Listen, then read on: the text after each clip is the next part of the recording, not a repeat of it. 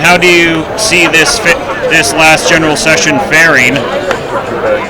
I think the general session is going to fare really well. We've seen already yesterday that the delegation means business. They know what they want, and they're willing to fight for it, and that's a really good sign.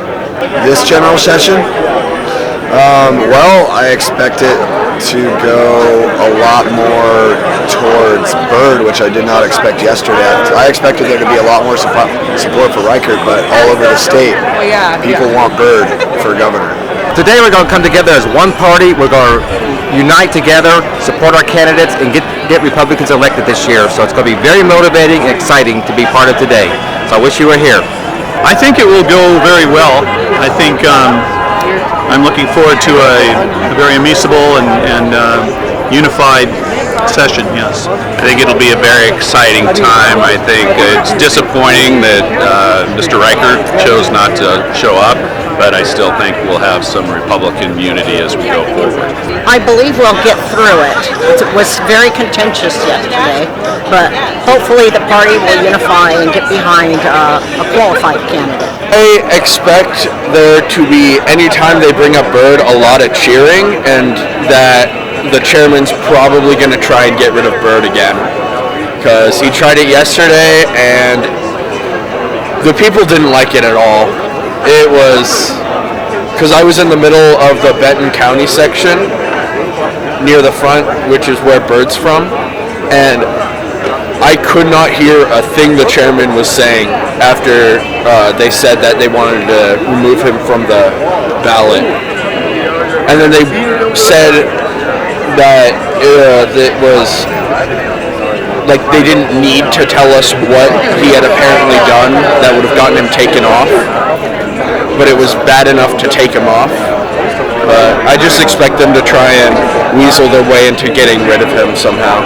I'm expecting for all of us delegates here to get a little bit of more information about what happened yesterday, because I feel like a lot of the news organizations were leaked information that we were told we couldn't have yesterday. And I think we're going to get a lot of answers as to how that information is actually getting leaked when we weren't allowed to have it, because it was supposedly a non-disclosure agreement, but yet obviously all the news articles know it was a misdemeanor that caused all the ruckus yesterday.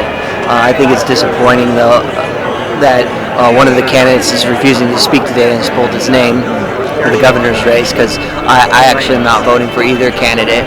On the Libertarians, I'll be voting for the Libertarian side, but I'd still like to hear either side, even though I like, for the delegacy, I will be voting for for the endorsement, though. Well, after yesterday, I don't know. I think it's going to be crazy. I think the leaders of the Republican Party are going to start something that we, the people, don't like. I hope they don't. I hope they fall in line with what the delegates and what the people want. But from the past, I've always seen that they don't do what we want; they do what they want. Well, I'm hoping that it goes a lot smoother than it did yesterday. Yesterday it got a little chaotic. I'm hoping that the chaos is over and we can move forward. So I'm hoping, and I do believe that it'll go smooth today.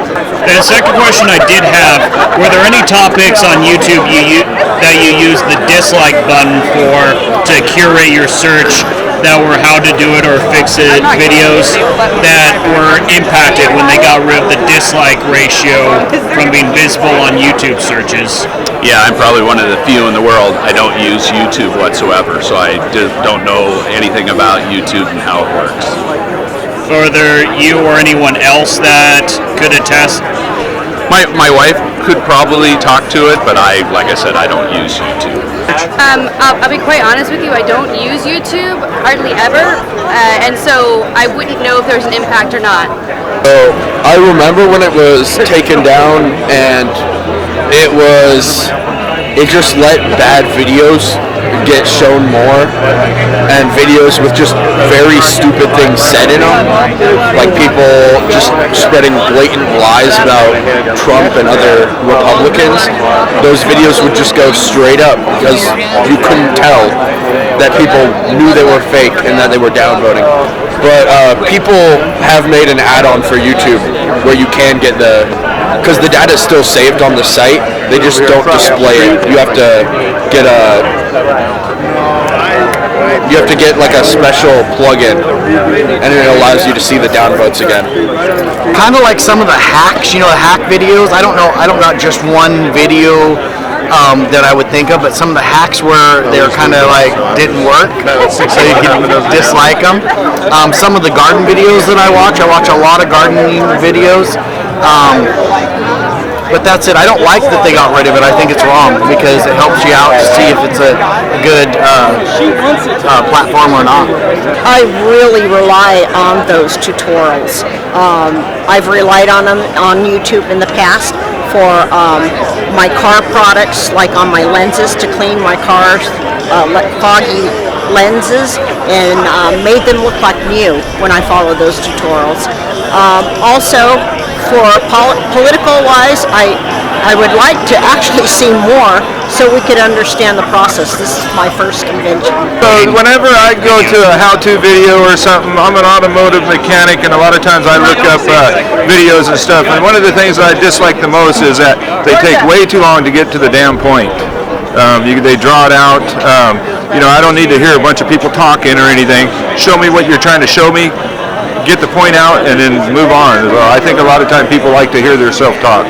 There was a lot of videos, because I'm going to school to be an engineer, and there'd be videos that I'd have to look up, and they just give the worst tutorials ever on how to do something. It would make no sense, and it would just still be up because you can't really tell how much people don't like it, how bad it is from the ratio, because there's no ratio anymore unless you have a plug-in. Yes, when you're looking for something like how to repair something on your car, there's a variety of videos that are put out there. Some are very good, okay? They're excellent. Some are not so great. The person putting them together is not that knowledgeable or experienced, and it is important that people be able to hit the dislike so that people can get a good feeling of whether this content is reliable, the information being presented is reliable. So it's vitally important that the dislike and the like be retained. Free speech. Free speech, transparency. Transparency, very, very important. And it is a basic civil right of Americans. Our civil rights are being taken away, and we are very alarmed about that. The removal of civil rights. Yes. I didn't look at issues on YouTube, but I fully support the dislike button, and so that people have the option to disagree, and not just, hey, you only get to do a thumbs up if you like it. I'm curious about, when you're talking about civil rights, do you feel that YouTube should be resembling a public, should actually be considered the public sector? Well, there's a word for it. Should be the public marketplace.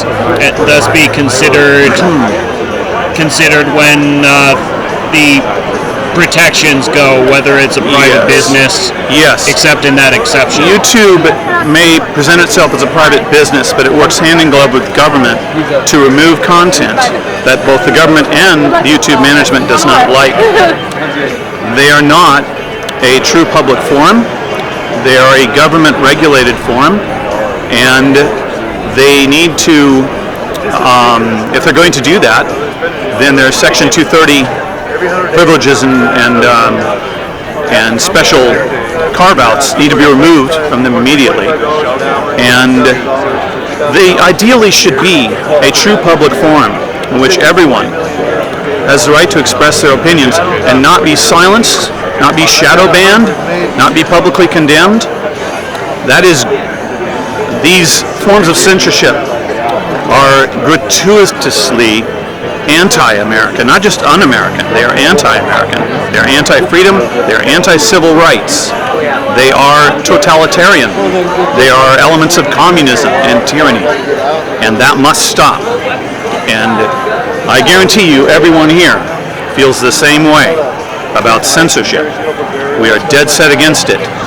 It is a huge violation of not just our American rights, but of our civil rights as human beings.